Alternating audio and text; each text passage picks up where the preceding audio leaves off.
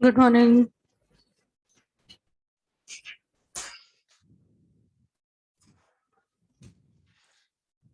क्या करके लाए होमवर्क?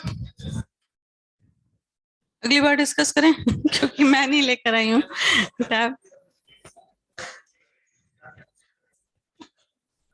देखो, ओआरएम सेकंड में हमने फ्री रेडिकल सब्स्टिट्यूशन कंप्लीट कर लिया था पिछली बार।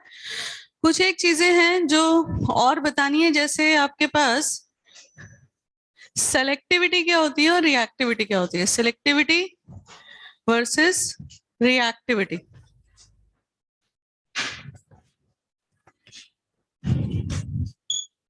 तो बहुत बेसिक सा टर्म है, नॉर्मल भी अगर हम देखें कि जो ज्यादा रिएक्टिव होता है ना, वो फास्ट अटैक करता है, तो उसके पास सिलेक्शन करने का टाइम कम होता है कि सेलेक्ट करके अटैक करे, किस पे अटैक करना चाहिए। वहीं जो थोड़ा स्लो अटैक करेगा उसके पास समय ज्यादा है ये चूज करने के लिए कि मुझे किस पे अटैक ज्यादा करना चाहिए। ठीक है, तो सेलेक्टिविटी और रिएक्टिविटी हमेशा ऑपोजिट चलेंगे, मतलब इनवर्सली प्रोपोर्शनल होंगे। तो अब यहाँ पे हम बात किसकी कर रहे हैं? फ्लोरिनेशन तो कर ही नहीं सकते हैं ना, क्योंकि इसमें बहुत ज्यादा अमाउंट ऑफ हीट रिलीज होती है। तो प्रैक्टिकली हम दो ही रिएक्शंस करवाते हैं और वो है क्लोरिनेशन और ब्रोमिनेशन।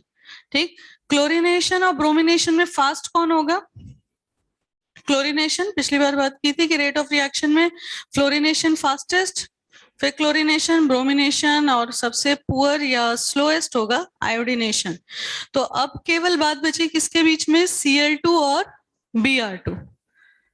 अगर रिएक्टिविटी की बात करें तो रिएक्टिविटी ज्यादा है Cl2 की,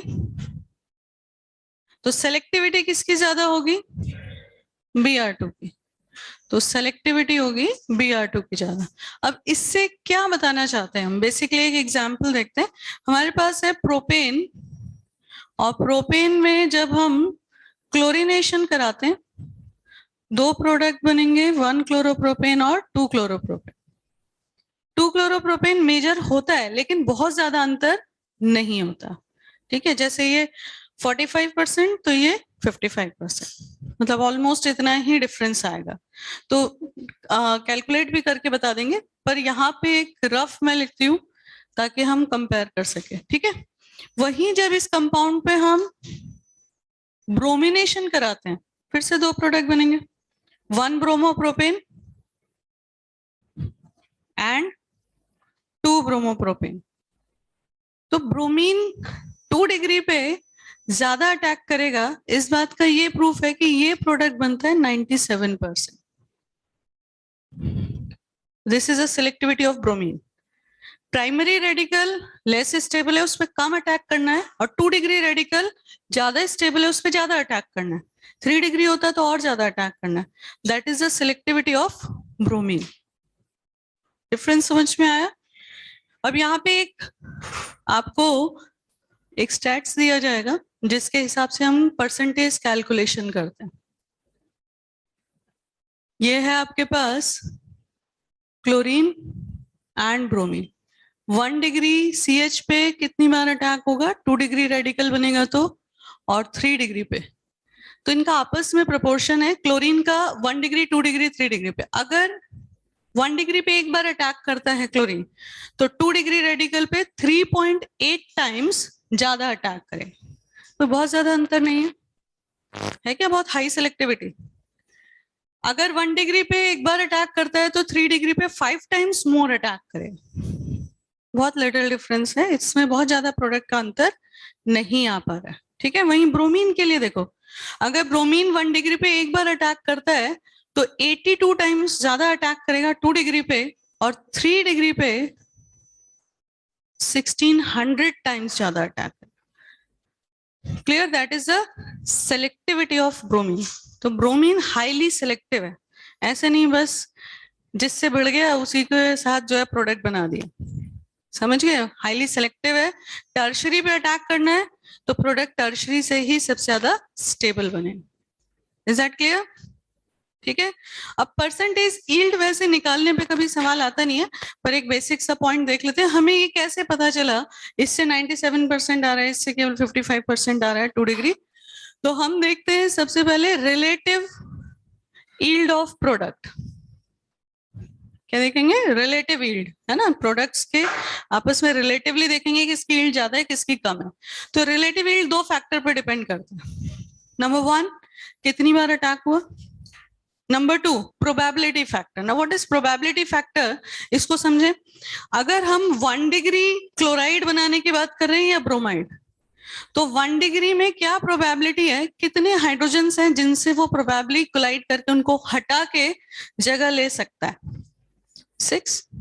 तो probability factor for 1 degree is 6। कैसे निकाला? टाइप ऑफ हाइड्रोजन देख लिया ना। 1 डिग्री उस पोजीशन पे कितने तरह के H थे। 2 डिग्री की क्या प्रोबेबिलिटी है? 2। ठीक है। तो जब हम यहाँ पे रिलेटिव यील्ड निकालते हैं तो हम देखते हैं एक तो रिलेटिव रिएक्टिविटी इससे आएगी। ये जो हमने वैल्यूज देखी है किसकी है? Relative reactivity. Relative reactivity into probability. Clear कि नहीं यहां तक? अब रिलेटिव यील्ड निकाल के देखो। टोटल यील्ड के लिए कोई दिक्कत नहीं, आपको पता ही है, relative yield upon total into 100। तो परसेंटेज यील्ड निकालने के लिए क्या करना है, जो भी आपके पास शॉर्ट में लिखते हैं, रिलेटिव यील्ड आ रही है upon total yield into 100, that gives us a percentage yield. तो अब सबसे पहले इसके लिए देखते हैं 1 डिग्री प्रोबेबिलिटी रिलेटिविटी फैक्टर 1 है ना, रिलेटिव यील्ड निकाल रहे हैं। प्रोबेबिलिटी फैक्टर 6, रिलेटिव यील्ड आ गई 6। इसके लिए निकालते हैं 2 डिग्री के लिए रिलेटिविटी फैक्टर 3.8। कितना आ गया? ठीक है, निकालो परसेंटेज क्या आएगी बताओ। 6 अपॉन 13.6 इंटू 100 और 7.6 अपॉन 13.6 इंटू 100, ऑलमोस्ट यही आएगी, है ना। कैलकुलेट करके आप देख सकते हैं। अब एक बार ब्रोमीन के लिए देखते हैं रिलेटिव रिएक्टिविटी 1 डिग्री के लिए। फिर से रिएक्टिविटी फैक्टर 1 और आपके पास प्रोबेबिलिटी कितनी है, वही 6 है। प्राइमरी हाइड्रोजन कितने 6 है ना, तो उन 6 हाइड्रोजन में से किसी को भी हटा सकता है। 2 डिग्री के लिए देखते हैं, तो रिलेटिव रिएक्टिविटी 82 इंटू 2 164, यहीं से पता चल रहा है वो 6 है और ये 164 है, तो क्या होगा, आएगा ना ऑलमोस्ट 97%। क्लियर कि नहीं? तो ये हमें कैलकुलेशन नहीं करनी है ब्रोमीन, बस हम इससे क्या बताना चाहते हैं, एक क्वेश्चन और देख लेते हैं। अगर आपके पास है यहाँ पे आइसोब्यूटेन, आइसोब्यूटेन में आपसे कहा जाए कि क्लोरीनेशन करने पर मेजर प्रोडक्ट क्या बनेगा और ब्रोमिनेशन करने पर मेजर प्रोडक्ट क्या बनेगा, ये कहा जा रहा है। ठीक है, तो ब्रोमिनेशन में तो सोचना ही नहीं है, क्या प्रोबेबिलिटी फैक्टर इसको ओवरकम कर पाएगा कभी? इसको भी नहीं कर पाएगा। 82 हाइड्रोजन थोड़ी आ जाएंगे कि इसको यहाँ से आगे निकल जाए। तो ब्रोमिनेशन में कुछ नहीं सोचना, जहां स्टेबल रेडिकल है वहीं मेजर प्रोडक्ट बनने वाला है। तो मेजर प्रोडक्ट कहाँ बनेगा? 3 डिग्री पे। ठीक है, तो मेजर हमें ब्रोमिनेशन में सोचना ही नहीं पड़ता है, लेकिन क्लोरिनेशन में 5 को तो ओवरकम कर सकता है ना प्रोबेबिलिटी फैक्टर, रिएक्टिविटी को ओवरकम कर सकते हैं कि नहीं। ठीक है, तो यहाँ पे अगर मैं टर्शरी के लिए देखूं, वर्बली देखें, टर्शरी के लिए relative reactivity 5 into 1, relative yield 5। Primary के लिए 9 इंटू 1, कौन मेजर प्रोडक्ट बना? प्राइमरी। ठीक है, तो ये पॉइंट सिर्फ इस बात के लिए था कि क्लोरीनेशन में आपको एक बार रिलेटिव रिएक्टिविटी और प्रोबेबिलिटी फैक्टर को मल्टीप्लाई करके देखना पड़ सकता है, लेकिन ब्रोमिनेशन में ऐसा कुछ करने की जरूरत नहीं है। Is that clear? कोई डाउट यहां तक? लिख लें पूरा। अच्छा, इनिशिएटर इनहिबिटर्स पता है इसमें फ्री रेडिकल में किसे कहते हैं? नहीं, पहले से कंप्लीट करो।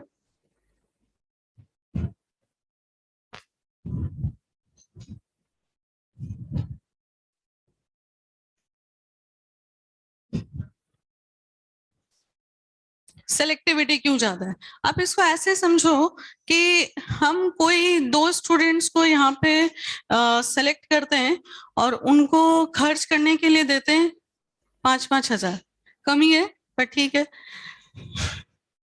अब टाइम का हम ऐसे डिसाइड करते हैं, एक को बोलेंगे कि केवल तुम्हारे पास 15 मिनट है इसको खर्च करने के लिए, और एक को बोलेंगे 2 घंटे हैं तुम्हारे पास।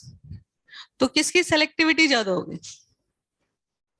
जिसके पास 2 आवर्स का टाइम है वो आसानी से सोच लेगा कि भाई क्या लेना चाहिए। वही जिसको 15 मिनट ही दिए हैं वो तो आनंद फानंद में ही खर्च करेगा ना, मिल गए तो खर्च तो करने ही है, ऐसा मौका थोड़ी मिलता है। तो बेसिकली यहाँ पे पॉइंट ये है कि क्लोरीन के पास समय नहीं है, वो फास्ट अटैक करने की टेंडेंसी रखता है, तो वो इतना चूजी नहीं है कि 1 डिग्री पे करूं कि 2 डिग्री पे, तो उसके लिए प्रोबेबिलिटी फैक्टर ज्यादा मायने रखता है। वहीं ब्रोमीन के लिए क्या है, समय है उसके पास, तो वो चूज करता है किस पे अटैक करना चाहिए। तो उसके लिए क्वालिटी रेडिकल कौन है, 3 डिग्री 2 डिग्री, उन पे वो ज्यादा अटैक।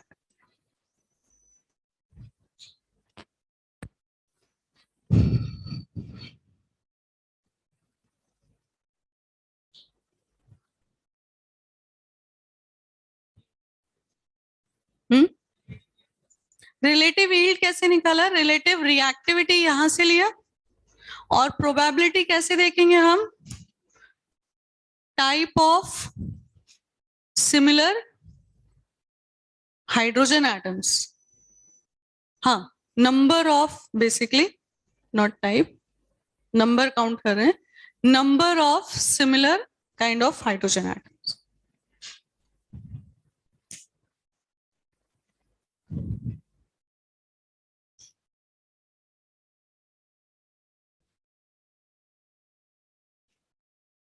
तो आप एक मोटा मोटा आइडिया ये रख सकते हो दिमाग में कि अगर कहीं पे प्रोबेबिलिटी फैक्टर यानी सेम टाइप ऑफ हाइड्रोजन 5 से ज्यादा है एक जैसे, तभी आपको चेक करने की जरूरत पड़ेगी, ठीक है। अदरवाइज तो यहाँ पे एज सच कोई प्रॉब्लम नहीं है कि हम बार बार कैलकुलेट करें।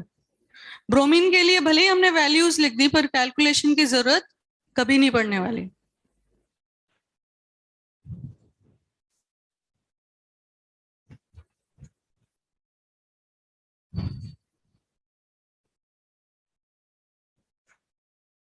यहां तक हुआ पूरा?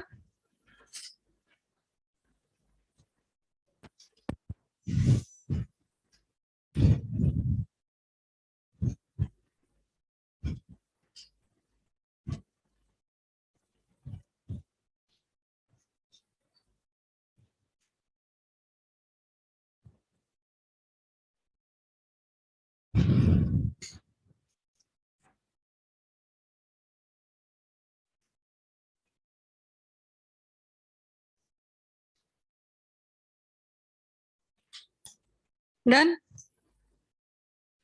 अब देखो बेसिकली इसमें हम कुछ टर्म्स और यूज करते हैं, जैसे इनिशिएटर्स क्या होते हैं और इनहिबिटर्स क्या होते हैं। नाम से वैसे पता चल ही रहा है, इनिशिएटर्स क्या होंगे, जो रिएक्शन को इनिशिएट करेंगे, स्टार्ट कराएंगे। तो वैसे हमारे लिए फोटोकेमिकल हैलोजिनेशन के लिए इनिशिएटर इन जनरल सनलाइट होता है ना, उसी के एब्जॉर्प्शन से फोटोन से एनर्जी लेके क्लोरीन सबसे पहले या जो भी हैलोजन है वो फ्री रेडिकल फॉर्म करता है। लेकिन अगर हम सनलाइट की एब्सेंस में रिएक्शन कराना चाहें तो या तो हाई टेम्परेचर रखते हैं, ऑलमोस्ट 375 या 400 तक लेके जाते हैं, या फिर परऑक्साइड की प्रेजेंस में करते हैं, ठीक है। तो यहाँ पे इनिशिएटर कौन है, एल्काइल परऑक्साइड या बेंजोइल परऑक्साइड, ठीक है। These act as initiator. अब देखो इसमें मैं लैंग्वेज नहीं लिख रही हूँ कि जो रिएक्शन को इनिशिएट कराएं, वो बहुत लॉजिकल बात है, पर एक एग्जाम्पल जरूर लिख रहे हैं। अगर हमारे पास RH है और सनलाइट नहीं लिया हमने, X2 प्लस R2O2 लिया, तो भी रिएक्शन में क्या बन जाएगा, एल्काइल हैलाइड प्लस HX। अब ये कैसे हो रही है रिएक्शन, इनिशिएशन स्टेप में थोड़ा सा बदलाव आएगा। तो पहले जो चेन इनिशिएशन था उसमें H न्यू की वजह से X2 का डिसोसिएशन हो रहा था। यहाँ पे क्या होगा, सबसे पहले परऑक्साइड जो लिया है आपने, सभी जानते हैं कि अनस्टेबल है तो टूटेगा ही सही, तो परऑक्साइड टूट के क्या बना देगा, फ्री रेडिकल, एल्कोक्सी रेडिकल। अब ये एल्कोक्सी रेडिकल किस,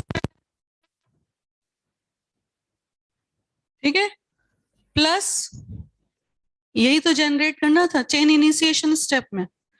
तो चेन इनिशिएशन में डायरेक्ट होने की बजाय स्टार्ट कहां से हुआ, एल्कोक्सी से। क्लियर।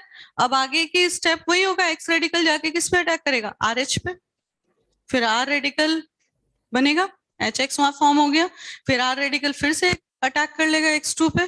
तो एक बार रिएक्शन स्टार्ट किसने करा दी, आर टू ओ टू ने, ठीक है, इसलिए हम इसको कह रहे हैं इनिशिएटर।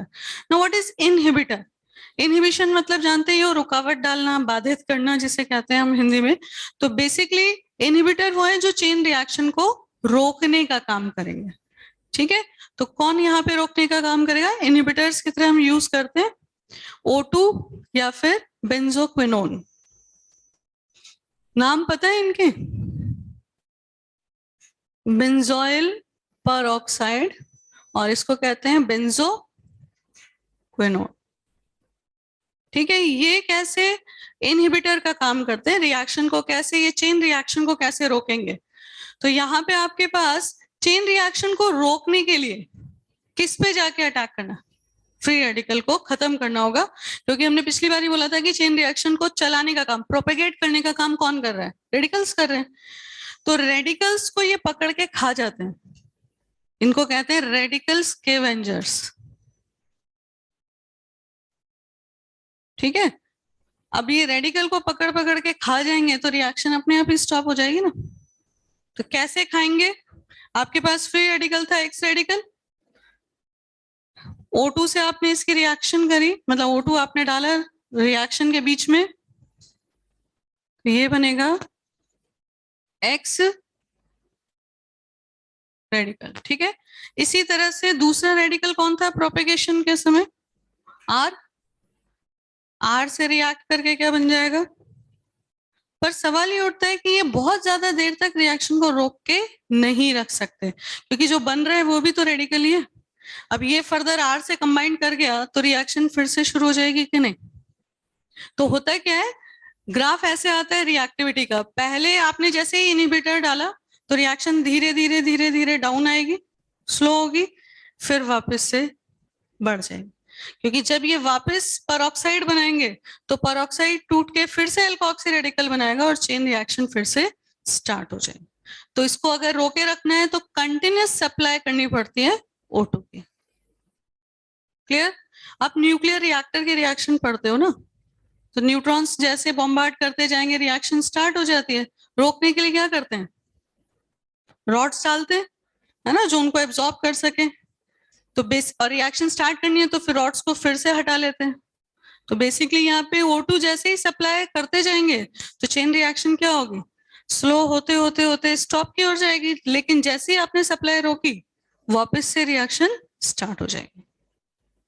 क्लियर, ठीक है, लिख लो इस पॉइंट को भी।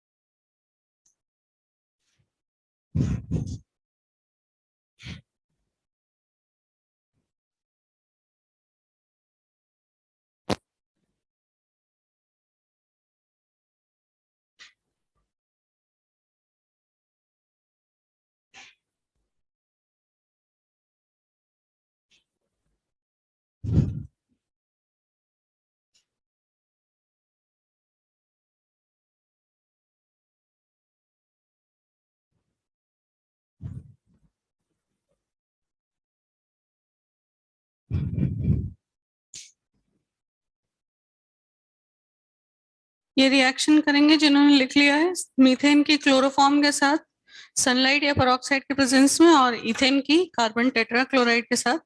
अगेन सेम है, पेरोक्साइड या सनलाइट के प्रेजेंस में।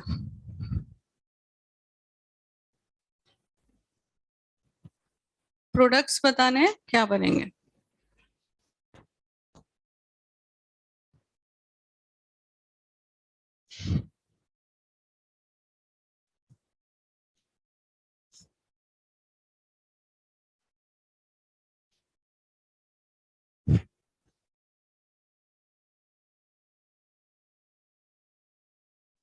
टोटल यील्ड में क्या लिया था? अच्छा, टोटल यील्ड में दोनों की यील्ड को टोटल कर दिया, सिंपल। मैं आप लोगों को अनम्यूट कर देती हूँ। बस फालतू के ना बकवास मत चलाना।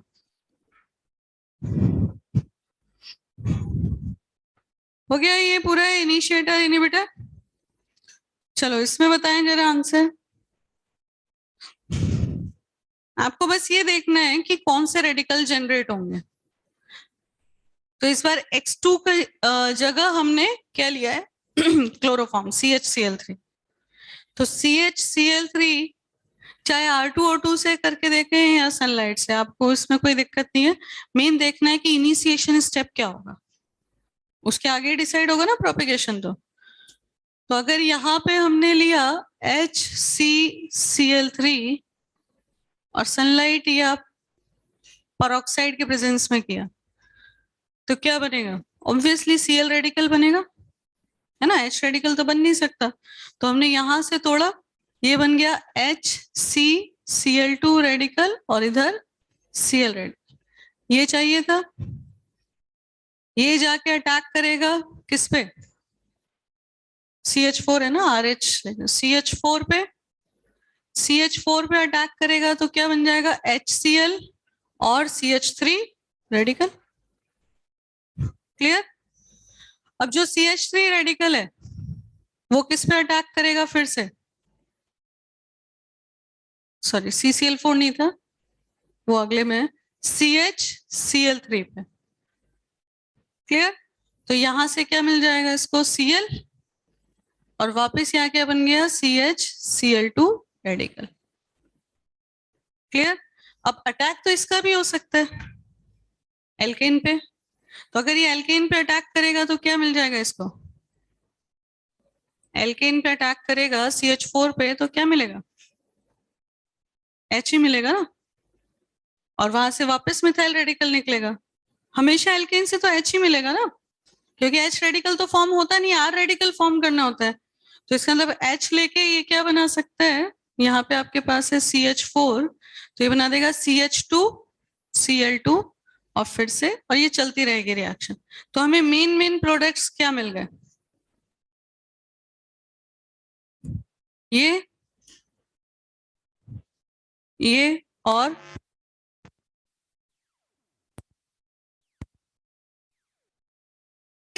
तो यहाँ पे हम प्रोडक्ट्स क्या क्या लिखेंगे? उनके तो ये कनेक्ट नहीं होते ना, अपने आप से नहीं हो गए। CH3Cl, CH2Cl2 और HCl।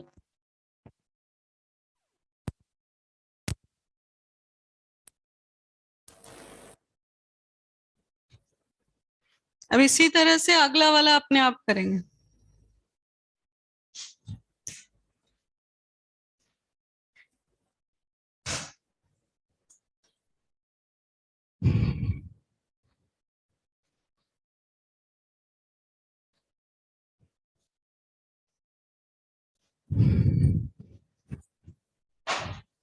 ये बताओ कि आपको कोर्स कंप्लीशन की टारगेट डेट क्या दी गई है? 1 अप्रैल? तो वो तो फूल ही बनाएंगे, क्योंकि बेसिकली अभी जब मैं आपको पढ़ाने ऑलमोस्ट अगर देखा जाए तो फरवरी तो एंड ही हो गया, है ना? और मार्च है, और हम कोर्स का बैठे ORM सेकंड, अभी ORM थर्ड फोर्थ, इसके अलावा एरोमेटिक कार्बोनिल बायोमोलिक्यूल्स, मतलब इतने हैवी हैवी चैप्टर्स पढ़े हुए हैं। और देखा जाए तो 12th की ऑर्गेनिक ही यहाँ से स्टार्ट होती है, ORM 1 से।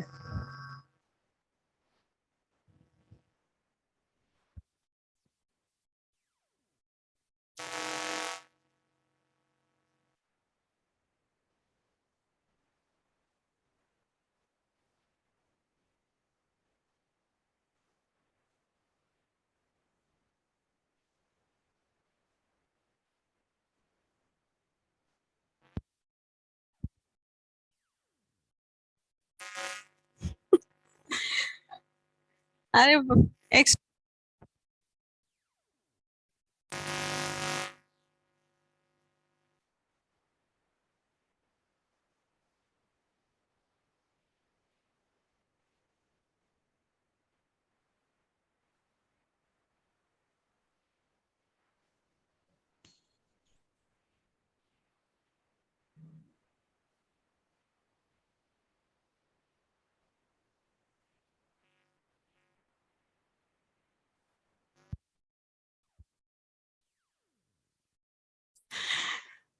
अरे जल्दी बताओ इसमें। मैं अब आपको है ना, देखो अब एक ही रूल रहेगा कि हम लोग लिखेंगे और जल्दी से मिटाएंगे, है ना। इस बीच में कोई समय जो है वो ज्यादा नहीं दिया जाएगा, क्योंकि क्या है, इस तरीके से पढ़ेंगे तो साल भर तक ही पढ़ते रहेंगे।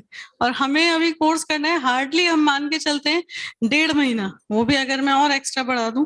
और हमारी क्लास कितनी आती है हफ्ते में? रोज तो आती नहीं है, 2 क्लास आती है सिर्फ। तो कैसे होगा भाई 8-10 क्लास में कोर्स? बिल्कुल नहीं हो सकता। तो जल्दी जल्दी पढ़ो। इसमें आप क्या करेंगे, आप सबसे पहले CCl3 रेडिकल और Cl रेडिकल मान लो बन गया, इसको लो या सनलाइट लो, इससे कोई फर्क नहीं पड़ता। अब ये जाके इस पे अटैक करेगा तो क्या बन जाएगा, CH3CH2 रेडिकल प्लस HCl। ठीक है, नेक्स्ट अगर CCl3 भी अटैक करता है तो क्या बन जाएगा, यहीं से देख लेते हैं। ये भी अटैक कर सकता है ना एल्केन पे, तो ये बन जाएगा CHCl3 और इधर इथाइल रेडिकल। बॉन्ड लाइन में तो क्या ही दिखेगा। क्लियर? तो आपके पास 2 प्रोडक्ट आ गए, एक तो क्लोरोफॉर्म आ गया, एक HCl आ गया। अब एल्केन से तो एल्काइल हैलाइड ही बनेगा ना। वापस उसका अटैक दिखाओगे उस पे तो क्या बन जाएगा, इसके ऊपर अटैक करेगा तो वापस से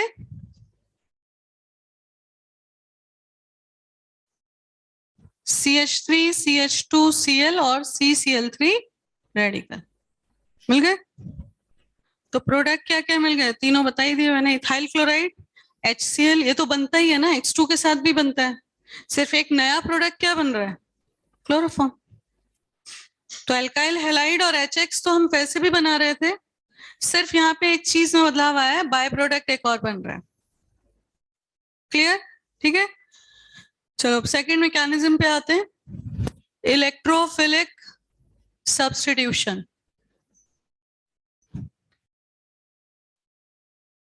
इलेक्ट्रोफिलिक सब्स्टिट्यूशन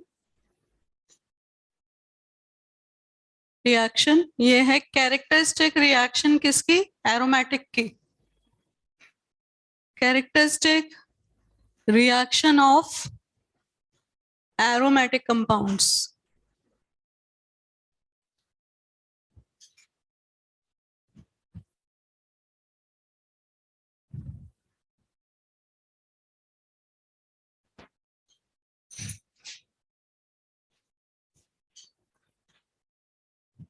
कंप्लीट हुआ? देखो अब इसका मैकेनिज्म समझें कि ये एरोमेटिक में ही क्यों देखी जाती है। बेसिकली हम स्टार्ट करेंगे बेंजीन से, या पहले जनरल रिएक्शन एक बार बता देती हूँ, फिर मैकेनिज्म पे आते हैं। जनरल रिएक्शन, आपके पास है एरोमेटिक कंपाउंड बेंजीन। बेंजीन पे नेगेटिव चार्ज क्लाउड है, इलेक्ट्रॉन क्लाउड है, अब अबव द प्लेन और बिलो द प्लेन। तो किस तरह का स्पीशीज अटैक करेगा, जो पॉजिटिवली चार्ज होगा या इलेक्ट्रॉन डेफिशिएंट होगा वही इसकी तरफ अटैक करेगा। तो उसी को हम नाम क्या देते हैं, इलेक्ट्रोफाइल। अब वैसे तो पाई बॉन्ड टूटता है तो इलेक्ट्रोफाइल को इस पे जाके ऐड हो जाना चाहिए, जैसे एल्कीन एल्काइन में होता है। लेकिन अगर बेंजीन में आपने पाई बॉन्ड पे उसको ऐड कर दिया तो क्या होगा, एरोमेटिसिटी खत्म हो जाएगी। तो इस वजह से यहाँ पे हम एडिशन नहीं कराते, कौन सी रिएक्शन कराते हैं, सब्स्टिट्यूशन। यानी हम यहाँ पे H प्लस को सब्स्टिट्यूट करा देते हैं E प्लस से। ठीक है, मैकेनिज्म देखते हैं कैसे हो रही है रिएक्शन। इसके मैकेनिज्म को नाम देते हैं, नहीं, ARSE2। ठीक है, अब ये नाम क्यों दिया है, पहले मैकेनिज्म देखो।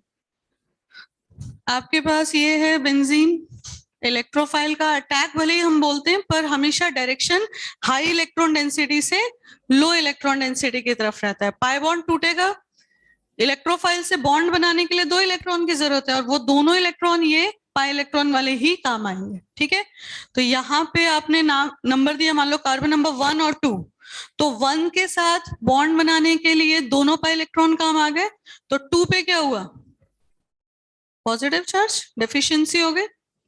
समझ में आई ये बात?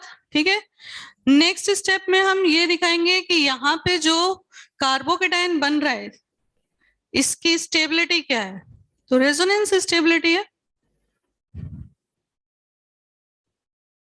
ये मैकेनिज्म लिख रहे हैं इसलिए कंप्लीट, डीलोकलाइजेशन दिखा रहे हैं।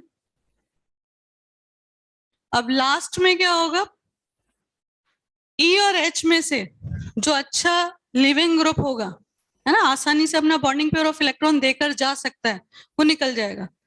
क्लियर? तो फिलहाल हम क्या मान के चलते हैं, हाइड्रोजन है सेक्रीफाइसिंग नेचर का, अपना बॉन्डिंग पेयर ऑफ इलेक्ट्रॉन देकर के, अधिकतर रिएक्शंस में यही निकलता है। ठीक है, तो यहां पे आ गया, हो गया। ये रिएक्शन कितने स्टेप्स में हुई,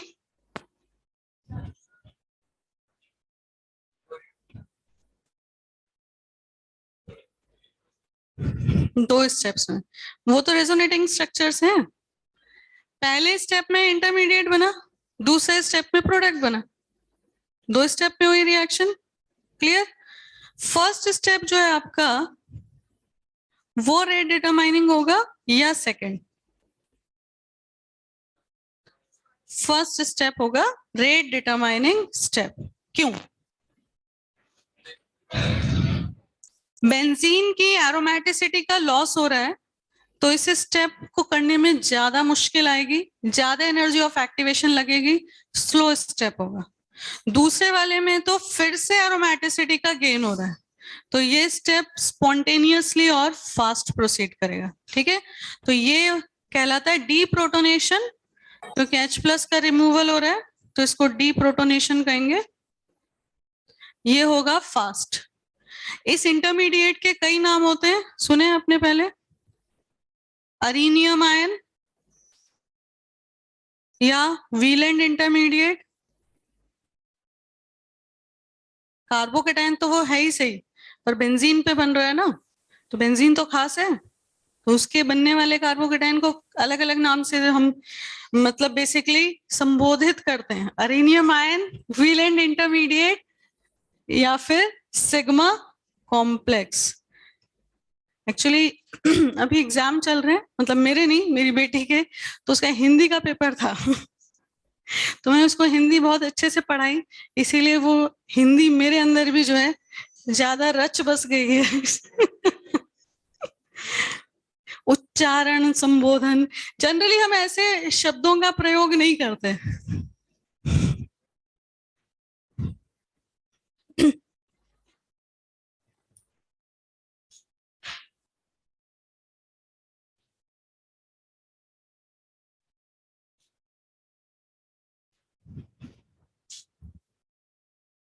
और संस्कृत तो बिल्कुल ही नहीं आती हम लोगों को, मतलब मुझे तो बहुत, जब पढ़ी थी तब पढ़ी थी, अब तो बिल्कुल नहीं आती, अब दोबारा पढ़नी पड़ेगी। आती है संस्कृत तुम्हें?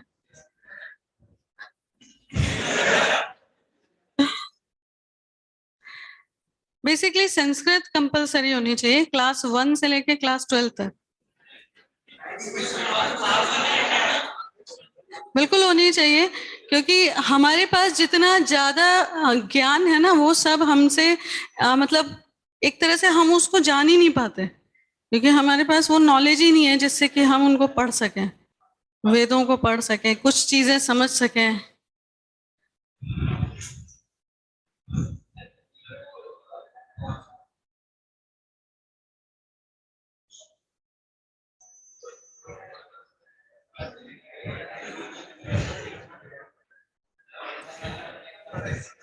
चलो अभी तो ये पढ़ लो, अब इसको ArSe2 क्यों बोला जा रहा है?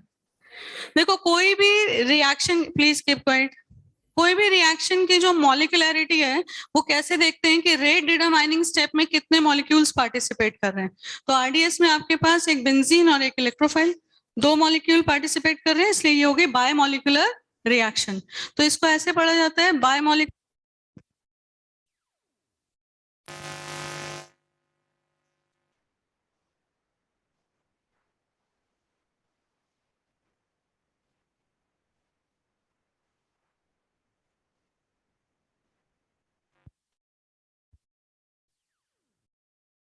ये लाइट आती है, कनेक्शन, अब देखो आवाज ही नहीं आएगी कितनी देर तक।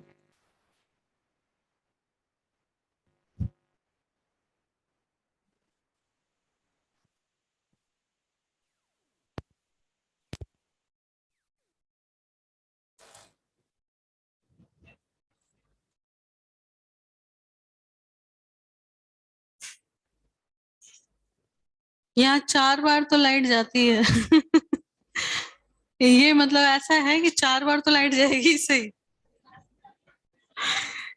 चलो, बायोमोलिकुलर इलेक्ट्रोफिलिक सब्स्टिट्यूशन इन एराइल या एरोमेटिक कंपाउंड, तो इसकी फुल फॉर्म क्या हुई, ArSE2 की बायोमोलिकुलर इलेक्ट्रोफिलिक सब्स्टिट्यूशन इन एरोमेटिक कंपाउंड।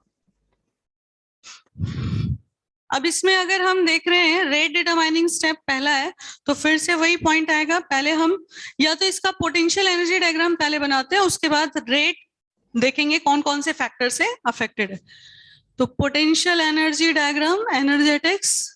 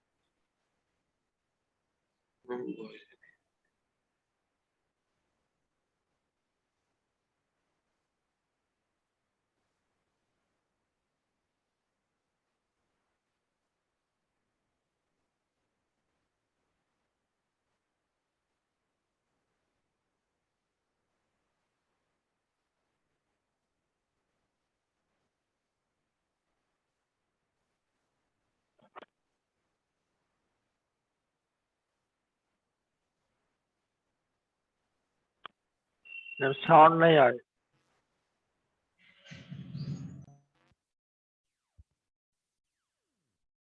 कनेक्टेड है क्या?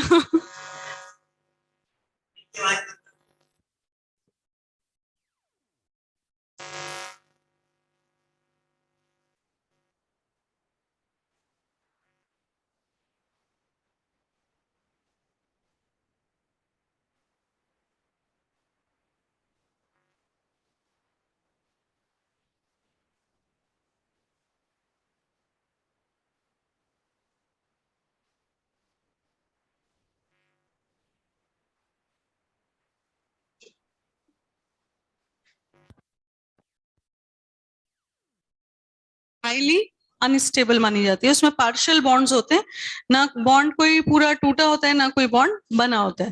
तो जैसे ये रिएक्शन है, इसकी बात करें एक बार कि ये कैसे हमने यहाँ पे इस ग्राफ को ड्रॉ किया।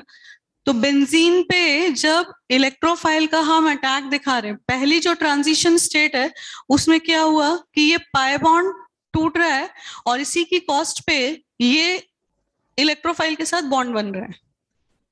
ठीक है, तो ये हुई पहली ट्रांजिशन स्टेट TS1। ठीक है, इसको हमेशा स्क्वायर ब्रैकेट में रखते हैं, कहने का मतलब जिसे आइसोलेट या सेपरेट नहीं किया जा सकता, जिसे कभी ऑब्टेन नहीं कर सकते, उन्हें हमेशा स्क्वायर ब्रैकेट में रखते हैं। ठीक है, नेक्स्ट इंटरमीडिएट बन जाता है, उसके बाद जो बॉन्ड टूटना है वो टूट गया, जो बॉन्ड बनना है वो बन गया, तो ये क्या बन गया, इंटरमीडिएट। ठीक, नेक्स्ट स्टेप में वापस से ट्रांजिशन स्टेट आएगी पहले।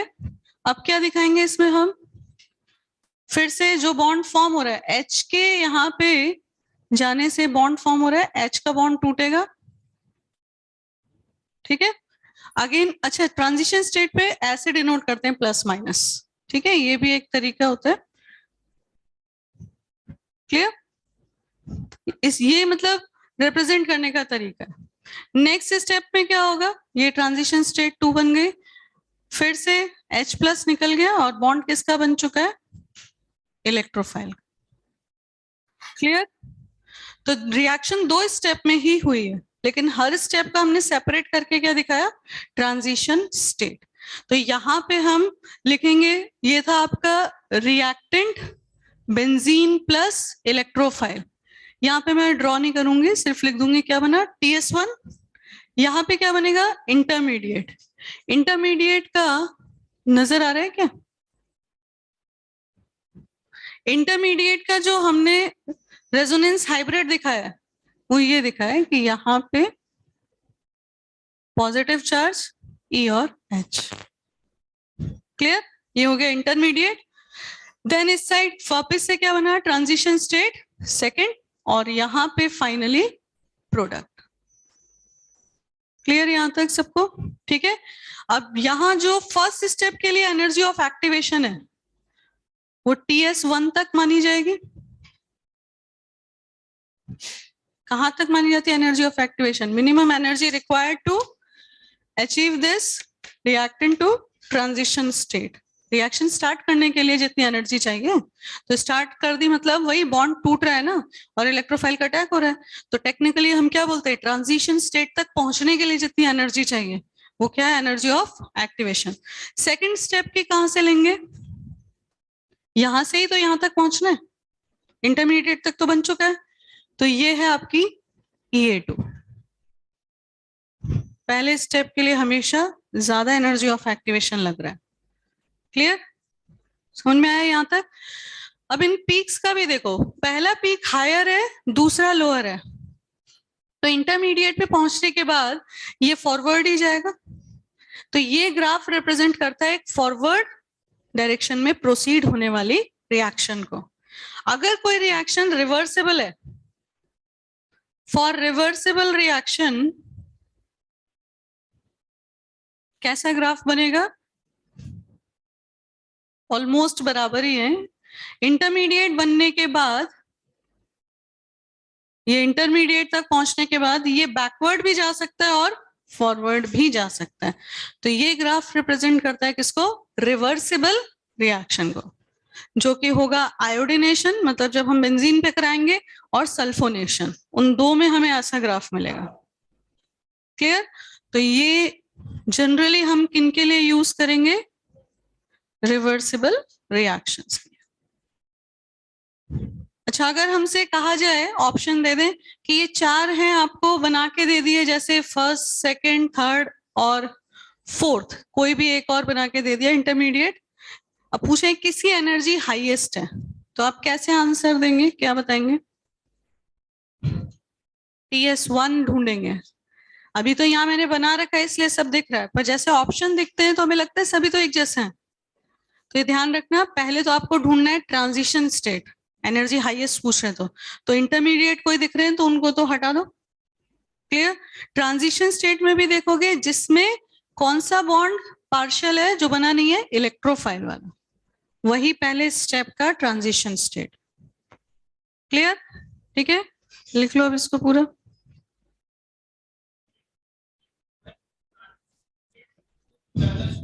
हाँ, बेसिकली जब आपने इंटरमीडिएट बना लिया ना, तो वहां पे आप अगर रिएक्शन को यहां से सोचें कि एरोमेटिसिटी तो उसकी खत्म हो गई, अब उसे वापस से एरोमेटिक बनना है, तो एनर्जी तो मिल रही है, मॉलिक्यूल जो कोलाइड कर रहे हैं उनकी वजह से क्या हो रहा है, एनर्जी तो उनको ऑब्टेन हो ही रही है, तो वो जाना चाहेगा कि नहीं वापस एरोमेटिसिटी की तरफ? तो या तो पीछे लौटना चाहेगा वापस एरोमेटिक बनने के लिए, या फिर आगे जाना चाहेगा। इंटरमीडिएट तो कभी भी रिएक्टेंट और प्रोडक्ट से ज्यादा स्टेबल नहीं है, आप उसकी एनर्जी देखोगे तो वो हमेशा यहीं पे रहेगा। और ट्रांजिशन स्टेट तो एक हाइपोथेटिकल स्टेट है जो हम इमेजिन करते हैं कि प्रोडक्ट कैसे बना होगा, समझे ना? तो ट्रांजिशन स्टेट को हम हाईएस्ट पे दिखाते हैं और हम मानते हैं उतना तो वो ट्रेवल कर ही लेगा। कैसे? जो कोलिजन हो रहा है उससे ही एनर्जी लेके, या किसी रिएक्शन को हमें भी हीट देनी पड़ती है। ठीक है, यहाँ पे आपको इन ग्राफ्स के लिए पिछली बार जैसे कुछ बच्चे पूछ रहे थे सवाल, जब भी ऐसे एनर्जेटिक्स या पोटेंशियल एनर्जी डायग्राम आते हैं तो कुछ चीजें ध्यान रखनी होती हैं। जैसे अगर आपके पास n नंबर ऑफ स्टेप्स हैं किसी रिएक्शन में, तो उसमें n नंबर ऑफ पीक्स बनाने, क्योंकि हर स्टेप के लिए एक TS, मान लो कोई रिएक्शन 4 स्टेप में हो रही है तो कितने ट्रांजिशन स्टेट बनेंगे? 4। तो हाईएस्ट एनर्जी पॉइंट कितने दिखाने पड़ेंगे? 4, जिसको हम पीक बोल रहे हैं ना, वो हाईएस्ट एनर्जी है। ठीक। अच्छा, जितने स्टेप्स हो रहे हैं उनके बीच में, 2 स्टेप के बीच में एक इंटरमीडिएट, 3 स्टेप के बीच में 2 इंटरमीडिएट, कहने का मतलब अगर n number of transition states बन रहे हैं n स्टेप्स में, तो इंटरमीडिएट कितने बनेंगे? n-1। आगे SN1 SN2 सब में ये पॉइंट्स आएंगे बार बार।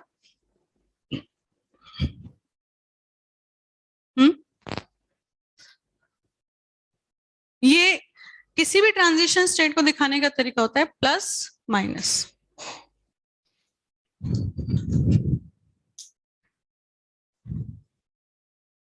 कोई भी अच्छी बुक में आप देखोगे आपको मिल जाएगा ट्रांजिशन स्टेट।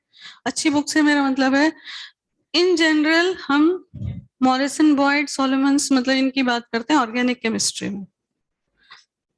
एनसीईआरटी में भी देख सकते हैं, मैंने ध्यान नहीं दिया, हो सकता है कि एनसीईआरटी में। हाँ, एनसीईआरटी का सम्मान करना पड़ेगा, उससे भी सीधे सवाल आते हैं। पीछे के चैप्टर्स, अच्छा एक और मतलब ये सबसे ज्यादा इम्पोर्टेंट बात है कि आप लोगों को बायोमोलिक्यूल्स तक तो मैं पहुंचाऊंगी सही जैसे तैसे, है ना, भागते दौड़ते, लेकिन आपको जो चैप्टर्स अपने आप से करने हैं पीछे से पढ़ना स्टार्ट कर दो। एक तो 11th के एनसीईआरटी में है लास्ट चैप्टर, वो separation method, chemistry in everyday life, है ना, और 12th के भी लास्ट में है पॉलीमर्स और केमिकल ड्रग्स, जिसमें है नाम मुझे ध्यान नहीं है क्या है। एनवायरमेंटल केमिस्ट्री तो शायद 11th में है और chemistry in everyday life 12th में है ना, और उसी से पहले पॉलीमर्स है ना। तो ये आपको एक बार खुद से ही रीड करने, बाकी बायोमोलिक्यूल्स तक भी पढ़ लेते हैं तो कोई बात नहीं, अच्छी बात है, लेकिन बायोमोलिक्यूल्स तो पढ़ाना पड़ेगा क्योंकि वो एनसीईआरटी के हिसाब से नहीं हो पाता है जिस लेवल के क्वेश्चन आते हैं जेई में। पर फिर भी आप एक बार ये जितने भी चैप्टर्स हैं इनको अपने आप से रीडिंग तो लगा लें, ठीक है। चलो कंप्लीट हुआ ये।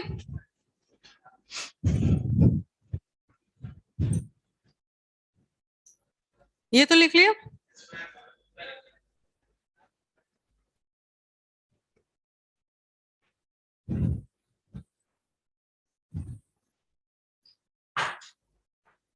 अब इसमें हमें नेक्स्ट पॉइंट क्या देखना है, फैक्टर्स कौन कौन से हैं जो रेट को अफेक्ट करेंगे, तो देख के बताओ। आपके पास आरडीएस तो है ही सही, कौन कौन से फैक्टर्स हैं जो इसकी रेट ऑफ रिएक्शन को अफेक्ट करेंगे।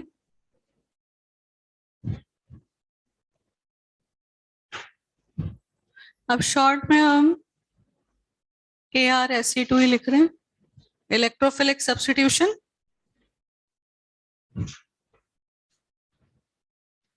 हाँ, क्या था पहला स्टेप, अरीनियम आयन का बनना, बेंजीन पे इलेक्ट्रोफाइल का अटैक। तो बेंजीन पे जितना ज्यादा पाई इलेक्ट्रॉन डेंसिटी होगी इलेक्ट्रोफाइल उतना ही जल्दी अटैक करेगा। तो सबसे पहला पॉइंट आ गया, फर्स्ट पाई इलेक्ट्रॉन, हाँ प्लस, बिल्कुल प्लस m से बढ़ेगा, pi electron density on benzene ring directly proportional to rate, और ये किससे बढ़ेगी, इलेक्ट्रॉन रिलीजिंग ग्रुप से।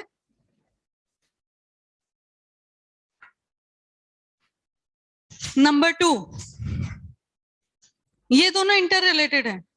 जो अरीनियम आयन बन रहा है उसकी स्टेबिलिटी, कार्बोकेटाइन है, कार्बोकेटाइन की स्टेबिलिटी भी कौन से ग्रुप से बढ़ेगी, यही plus m plus I hyperconjugation. तो दूसरा पॉइंट हो गया stability of intermediate arenium ion directly proportional to rate of reaction, और ये भी हमेशा बढ़ेगी plus m plus I hyperconjugation से। नाउ नंबर 3, इलेक्ट्रोफाइल पे भी तो डिपेंड करेगा, इलेक्ट्रोफाइल भी आरडीएस में ही अटैक कर रहा है, तो जितना ज्यादा इलेक्ट्रॉन डेफिशिएंसी होगी इलेक्ट्रोफाइल पे उतना ही फास्ट अटैक होगा। यहाँ पे हम बोलेंगे electrophilicity,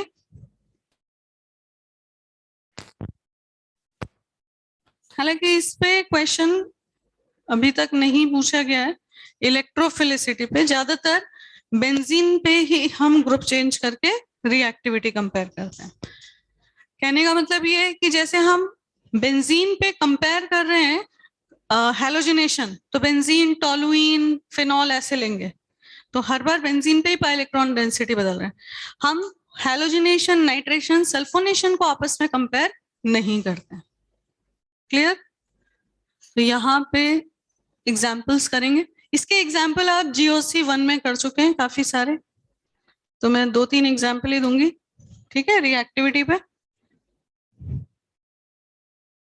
reactivity order towards electrophilic substitution, इसको आप शॉर्ट में ESR भी लिख सकते हैं, इलेक्ट्रोफिलिक सब्स्टिट्यूशन रिएक्शन। चलो बेंजीन, टोलुइन,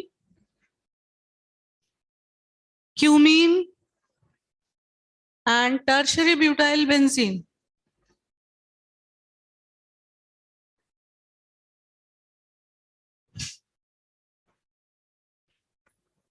नंबर 2,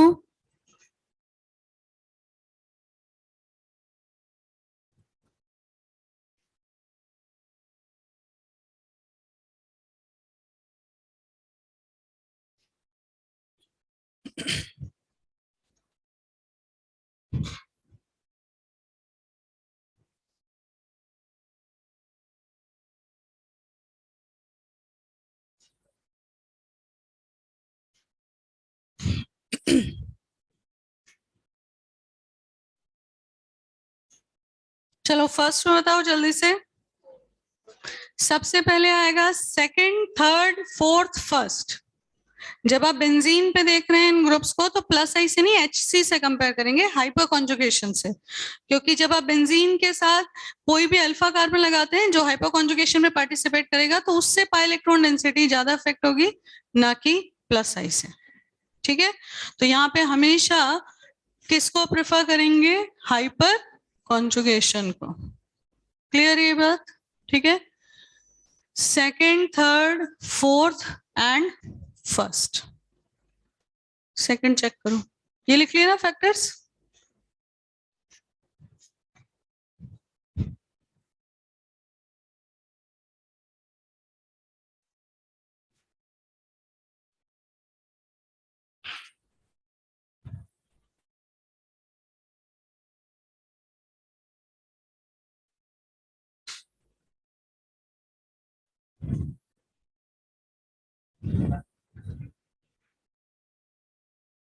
पैरा पे अटैक हो जाएगा, ऑर्थो पे नहीं करेगा, पैरा पे ज्यादा अटैक करेगा, वहां तो कोई हिंड्रेंस नहीं है।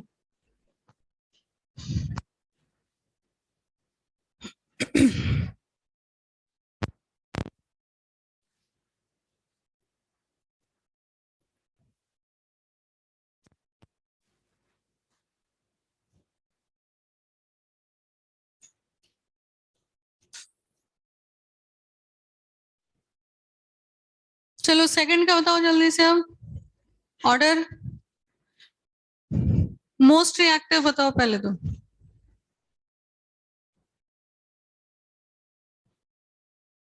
मोस्ट रिएक्टिव,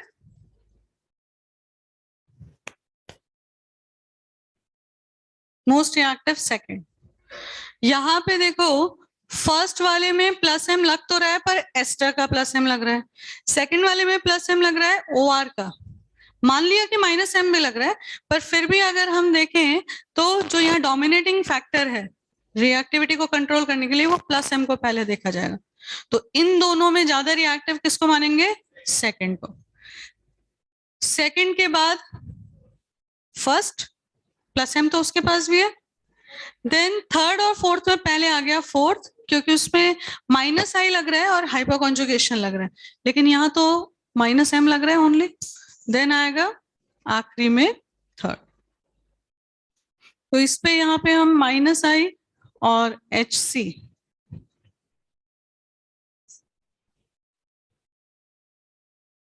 थर्ड वाला एग्जाम्पल भी GOC1 से ही है, GOC1 में था भी सही।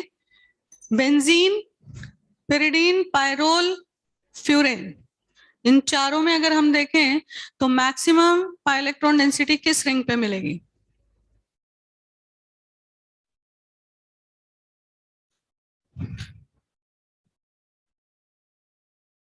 सबसे ज्यादा इलेक्ट्रॉन डेंसिटी मिलेगी पायरोल पे, पायरोल के बाद फ्यूरेन, फिर बेंजीन, आखिरी में पिरिडीन। देखो इसका रीजन क्या है, ये नाइट्रोजन का लोन पेयर तो कॉन्जुगेशन में जाता नहीं है।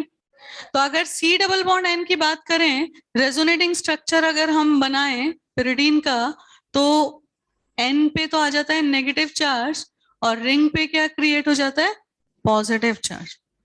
C डबल बॉन्ड N की तरह सोचो, तो ये किसकी तरह एक्ट कर रहा है? माइनस M ग्रुप की तरह एक्ट कर रहा है ना, रिंग से खींच रहा है पाई इलेक्ट्रॉन अपनी ओर, जबकि ये अपना लोन पेयर कॉन्जुगेशन में दे रहा है, तो किसकी तरह एक्ट करेगा? Plus M। ये भी लोन पेयर देता ही है, तो प्लस एम जैसे पहले आ जाएंगे बेंजीन से और माइनस एम वाला बेंजीन के बाद में। अब बचता है ये दोनों, तो एन का प्लस एम ज्यादा होता है कि ओ का? एन का, ठीक है। नाइट्रोजन का ही तो NH2 NHR NR2, फिर आता है ना OHOR। तो कैसे सोचते हैं, जो लेस इलेक्ट्रोनेगेटिव है वो आसानी से लोन पेयर देता है, इसलिए नाइट्रोजन कंटेनिंग ग्रुप्स का प्लस एम ज्यादा होता है rather देन ऑक्सीजन कंटेनिंग। समझ में आया यहाँ तक? ठीक है। 3 4 1 2, एनी डाउट?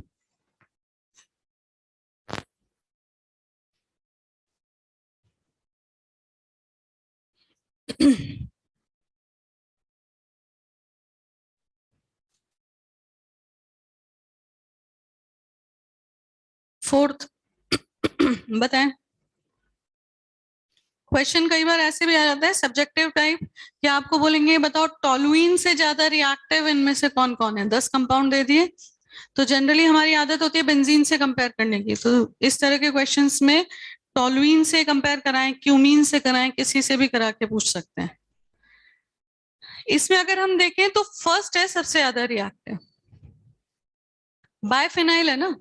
तो अगर इलेक्ट्रोफाइल किसी एक बेंजीन पे अटैक करेगा तो कैटायन तो कंप्लीट कॉन्जुगेशन में जाएगा, एक्सटेंडेड कॉन्जुगेशन। तो एक तरह से फिनाइल प्लस एम प्रोवाइड कर रहा है। क्लियर?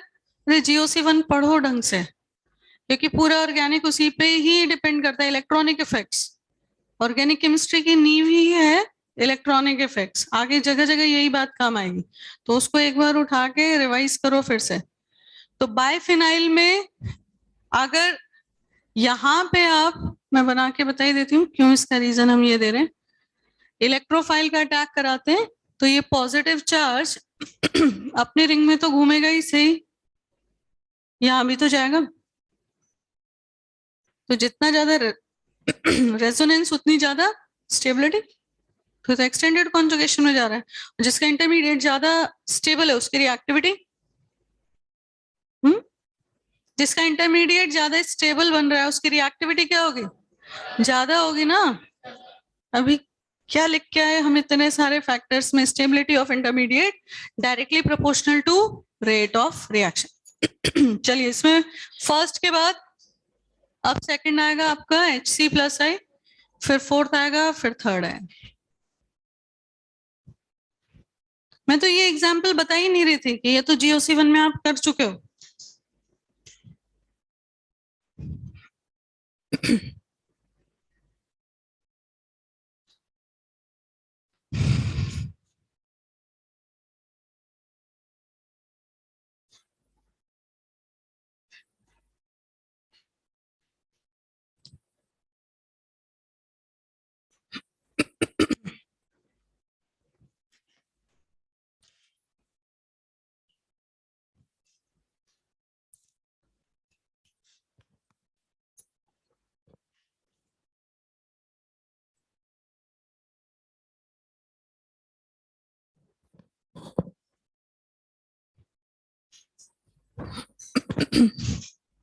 हो गया कंप्लीट? चलो मेन पार्ट पे आते हैं हम, यहाँ पे रिएक्शंस पे। अच्छा, रिएक्शंस से पहले भी आपको बेसिकली जैसे कुछ चीजें जाननी होती हैं। एक्टिवेटर क्या होते हैं, डीएक्टिवेटर क्या होते हैं? नाम से ही पता चल रहा है, एक्टिवेटर्स जो रिएक्टिविटी को बढ़ाएंगे, which increase the reactivity of benzene. तो कौन बढ़ाएंगे? Plus M plus I, plus M greater than minus I, plus I and hypoconjugation, plus I only. ये सब कैटेगरी लिखी है मैंने जिसमें ओवरऑल इलेक्ट्रॉन रिलीजिंग ग्रुप्स हैं। For example plus M plus I के हैं जैसे O माइनस, NH माइनस, ठीक है। Plus M greater than minus I के तो बहुत सारे हैं आपके, NH2 NHR NR2 OHOR NHCOR OCOR, वो सारे के सारे किस में आ जाएंगे? Plus M greater than minus I. तो कुछ एग्जाम्पल लिख देते हैं। NH2 OHOR, ठीक है, और एक और लिख देते हैं NHCOR। इनका ऑर्डर भी याद होना चाहिए, ठीक। नेक्स्ट कैटेगरी प्लस IHC, सभी एल्काइल आ गए, ethyl, methyl, propyl. Plus I only CME3 है, तो ये भी एक्टिवेटर, ठीक है। क्लियर यहां तक? कोई नई बात नहीं है अभी भी, ये भी पुराना ही कंसेप्ट है। अब इन सब में आप देखें डायरेक्टिव इफेक्ट क्या होता है, तो जितने भी आपको ये ग्रुप्स दिख रहे हैं सब ऑर्थो पैरा पे इलेक्ट्रॉन डेंसिटी बढ़ाते हैं, तो इनको बोलते हैं ऑर्थो पैरा डायरेक्टिंग। तो जितने भी आपके पास एक्टिवेटर्स हैं they are always ortho para directing. कोई प्रॉब्लम इसमें? समझाओ इसको रेजोनेटिंग स्ट्रक्चर से ऑर्थो पैरा डायरेक्टिंग क्यों है? नहीं आता है सबको? रेजोनेटिंग स्ट्रक्चर बनाओगे तो प्लस M की वजह से हमेशा इलेक्ट्रॉन डेंसिटी कहां बढ़ेगी? ऑर्थो और पैरा पे। क्लियर? दूसरे आते हैं डीएक्टिवेटर्स, किसी को भी प्रॉब्लम हो तो पूछ लेना। डीएक्टिवेटर्स क्या होंगे? जो पाई इलेक्ट्रॉन डेंसिटी घटा देंगे, रिएक्टिविटी घटा देंगे, तो which decrease the reactivity of benzene. इनमें कौन कौन आ जाएंगे? कैटेगरी देखते हैं। -M -I, ठीक है, -I only, and -I greater than hyper conjugation. एक और आएगा, हाँ, -I ग्रेटर देन +M, और एक और आएगा -I greater than hyper conjugation. Example से देखते हैं। -M -I के तो बहुत सारे ग्रुप्स हैं, नाइट्रो से शुरू करके अमाइड तक लेके जाओ, नाइट्रो, साइनो, फिर उसके बाद एनहाइड्राइड, है ना, एस्टर, एसिड, अमाइड, सब आ गए इसमें। तो -M -I के ग्रुप्स आ गए आपके नाइट्रो से लेकर, ठीक है, बस इतने लिख दिए मैंने। नेक्स्ट आते हैं -I only, CH3, CCl3, NR3 plus, NH3 plus. ये केवल कौन से इफेक्ट लगाएंगे? -I। क्लियर यहां तक? ठीक है। -I ग्रेटर देन +M, बिल्कुल, हेलोजेंस और नाइट्रोसो, ये इसमें भी आता है, -M में भी आता है, +M में भी आता है, लेकिन अगर आप इसको +M के ऑर्डर में देखते हैं तो हम लिखते हैं ना, लास्ट में दो ग्रुप हैं, हेलोजन और नाइट्रोसो, जो -I ग्रेटर देन +M रखते हैं, मतलब ओवरऑल विड्रॉइंग ग्रुप की कैटेगरी में रखे जाते हैं। क्लियर यहां तक? लास्ट, अब ये क्या है -I ग्रेटर देन HC? इसको देखो, आपके पास अल्फा H है तो हाइपोकॉन्जुगेशन तो हो रहा है, लेकिन अगर कार्बन से ज्यादा इलेक्ट्रोनेगेटिव एटम अटैच्ड है एक H की जगह, तो ओवरऑल तो -I लगाएगा। फॉर एग्जाम्पल, अगर हमने यहां रखा CH2Cl, CHCl2, हाइपोकॉन्जुगेशन तो हो रहा है, लेकिन ओवरऑल तो विड्रॉइंग ग्रुप है ना, तो यहाँ पे आप कोई भी ऐसा ग्रुप रख दो CH2G जो -I का ग्रुप है, तो क्या होगा? HC तो लगेगा, लेकिन ओवरऑल डीएक्टिवेटर कहलाएगा। क्लियर ये बात सबको? तो यहाँ पे हम कुछ एग्जाम्पल लिख लेते हैं, जैसे CHCl2, CH2OH, या कोई भी आप CH2G जिसमें G है आपका -I का ग्रुप। अब ऑर्थोपैरा डायरेक्टर या मेटा डायरेक्टर देखना है, आपके पास कोई भी -M का ग्रुप है, एनी -M, जब ये विड्रॉ करता है तो ऑर्थो पे क्या क्रिएट होता है? प्लस, फिर ये प्लस कहाँ जाता है? फिर से ऑर्थो। तो कुल मिला के इलेक्ट्रोफाइल अटैक करेगा तो कहाँ करेगा? मेटा पे करेगा, प्लस पे प्लस तो जाएगा नहीं। तो कंपैरेटिवली मेटा पे इलेक्ट्रॉन डेंसिटी ऑर्थोपैरा से ज्यादा है, ठीक है। तो यहाँ पे जितने भी -M के ग्रुप है, मैं सिर्फ फर्स्ट वाले की बात बता रही हूँ, इनको हम क्या बोलेंगे? Meta directing. क्लियर ये बात सबको? बोलो, क्लियर है ना यहाँ तक? तो अगली कैटेगरी है माइनस आई ओनली। इसको समझ लो, माइनस आई और प्लस आई ओनली वाली कैटेगरी समझ लो। अगर आपके पास CCl3 ग्रुप है, अब ये तो पाई इलेक्ट्रॉन डेंसिटी को अफेक्ट ही नहीं कर रहा। पाई इलेक्ट्रॉन डेंसिटी को इंडक्टिव से कैसे अफेक्ट करेगा? तो हमने वहां लिख तो दिया धड़ल्ले से प्लस आई वाला ऑर्थो पैरा पर, कैसे? क्या वो पाई इलेक्ट्रॉन डेंसिटी बढ़ा रहा है ऑर्थो पैरा पे? नहीं। तो उन दोनों का रीजन अब इससे समझ में आएगा। अगर कोई इंडक्टिव वाला ग्रुप है तो वो पाई इलेक्ट्रॉन डेंसिटी को अफेक्ट नहीं करेगा, पर इंटरमीडिएट की स्टेबिलिटी को तो अफेक्ट करेगा। तो दूसरे पॉइंट पे जाते हैं, पाई इलेक्ट्रॉन को नहीं कर रहा तो ना करे, इलेक्ट्रोफाइल देखते हैं। अटैक किया, अब एक बार इलेक्ट्रोफाइल को अटैक कराते हैं ऑर्थो पे और एक बार मेटा पे, क्योंकि ऑर्थो पैरा कॉमन रहते हैं, एक ही जैसे इंटरमीडिएट बनाते हैं। तो कोई भी एक पोजीशन चुन लो ऑर्थो और पैरा में से, और एक पोजीशन चुनेंगे मेटा। तो पहले हमने अटैक कराया ऑर्थो पे, तो CCl3 ऑर्थो पे आ गया इलेक्ट्रोफाइल। जैसे ये पाई बॉन्ड तोड़ोगे, यहां बॉन्ड बनेगा, तो प्लस कहाँ क्रिएट होगा? 1 2 नंबर दो, 2 पे बॉन्ड बन गया तो 1 पे तो डेफिशिएंसी होगी ना। समझाया था ना स्टार्टिंग में कि पाई बॉन्ड तोड़ेंगे, किसी एक तरफ दोनों इलेक्ट्रॉन चले गए बॉन्ड बनाने के लिए, तो दूसरी तरफ तो खाली हो गया ना पी ऑर्बिटल। अब अगर प्लस चार्ज सीधा ही माइनस आई ग्रुप से अटैच है तो इंटरमीडिएट की स्टेबिलिटी का क्या होगा? बहुत कम हो जाएगी। वहीं अगर ये अटैक मेटा पे होता तो देखो कैसा इंटरमीडिएट बनता। मेटा पे अटैक करा रहे हैं, ये पाई बॉन्ड तोड़ा, प्लस कहाँ आएगा? नीचे आएगा, पैरा पे आ जाएगा, ये बनाया CCl3।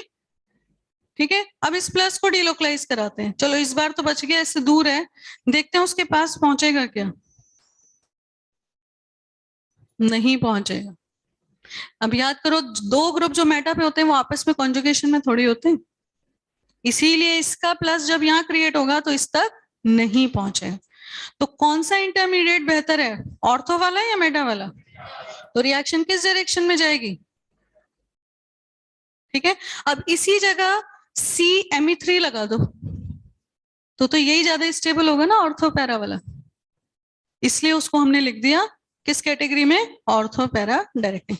पर आपसे रीजन पूछा जाए कि CMe3 ऑर्थो पैरा डायरेक्टर क्यों है, तो ये नहीं बोलो कि पाई इलेक्ट्रॉन डेंसिटी बढ़ाता है इनकी तरह, इसको बोलेंगे ये इंटरमीडिएट की स्टेबिलिटी बढ़ाता है।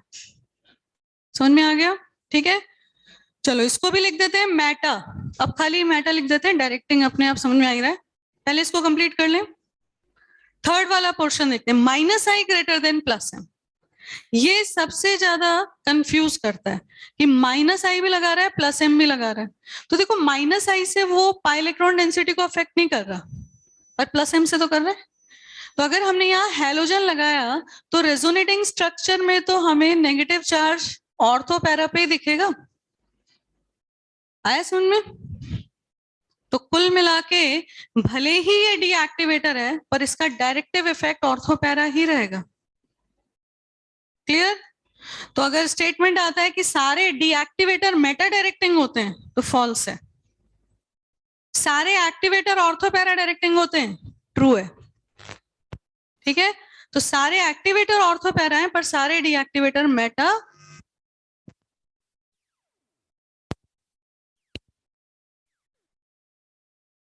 ये दोनों हो जाएंगे ओपी, मतलब ऑर्थो पैरा। इसको भी समझ लें, फिर से वही पॉइंट है, लास्ट पॉइंट है, माइनस आई से पाई इलेक्ट्रॉन डेंसिटी अफेक्ट नहीं होगी, पर HC से तो होगी। HC कहाँ पे इलेक्ट्रॉन डेंसिटी बढ़ाता है? Ortho para.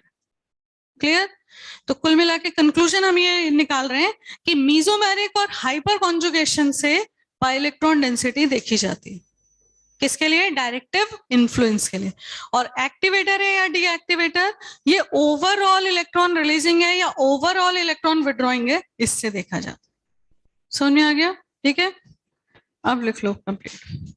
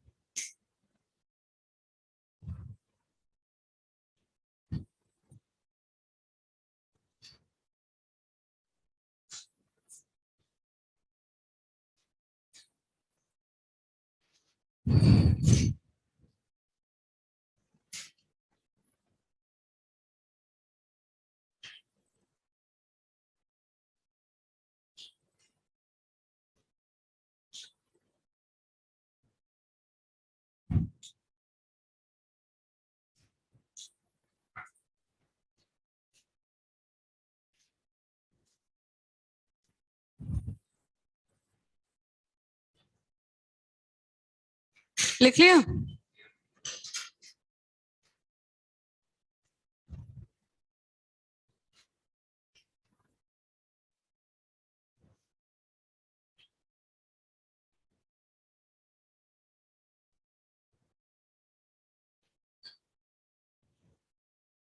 डन, सबका हो गया?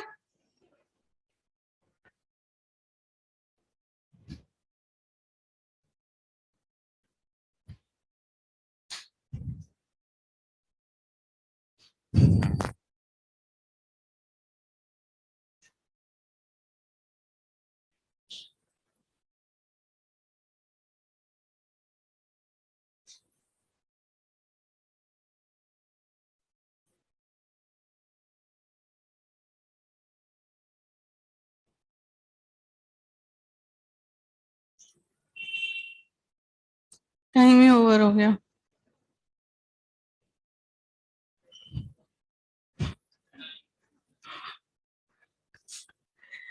अब देखो, एक चीज और होती है, ऑर्थो पैरा रेशियो। जब हमें बेसिकली ये देखना होता है कि ऑर्थो पैरा डायरेक्टिंग ग्रुप लगा हुआ है तो मेजर प्रोडक्ट कहाँ बना है, ऑर्थो पे बना है या पैरा पे। तो ये माना जाता है ऑर्थो बाय पैरा रेशियो। मतलब अगर ऑर्थो पैरा रेशियो बढ़ेगा तो ऑर्थो मेजर बनेगा, ऑर्थो पैरा रेशियो घटेगा तो पैरा मेजर बनेगा। समझ में आया ये पॉइंट? अब इसे हम कैसे देखते हैं? अगर आपके पास बेंजीन पे पहले से कोई सब्स्टिट्यूएंट लगा हुआ है और उसका साइज बढ़ता जा रहा है तो ऑर्थो पे अटैक कम होगा स्टेरिक हिंड्रेंस की वजह से।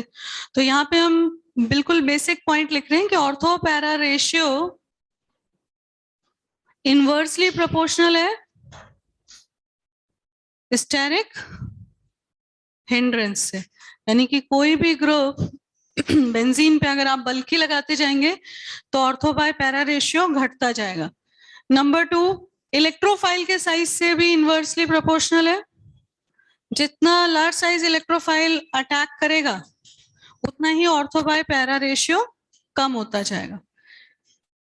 देखो, अगर आपके पास यहाँ पे टोलुइन है और 3 ही कंपाउंड ले लेते हैं, क्यूमीन है और टर्शियरी ब्यूटाइल बेंजीन है, और तीनों में हम एक ही रिएक्शन करा रहे हैं Cl2 AlCl3 के साथ, ताकि इलेक्ट्रोफाइल कांस्टेंट हो जाए। ठीक है, और हम पूछे ऑर्थो बाय पैरा रेशियो का ऑर्डर क्या होगा। बिल्कुल, तो सबसे ज्यादा फर्स्ट में मिलेगा।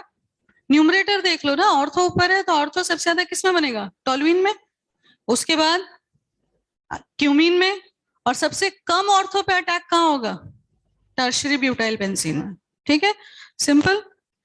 ऐसे ही अगर बेंजीन कांस्टेंट कर दें और इलेक्ट्रोफाइल बदलें, एक में करा रहे क्लोरिनेशन, एक में ब्रोमिनेशन, एक में आयोडीनेशन, तो क्या होगा, तब भी डिक्रीज होगा। क्लोरिनेशन में ऑर्थो मेजर बन जाएगा, लेकिन ब्रोमिनेशन आयोडीनेशन में पैरा का परसेंटेज बढ़ता जाएगा। क्लियर है ये बात सबको?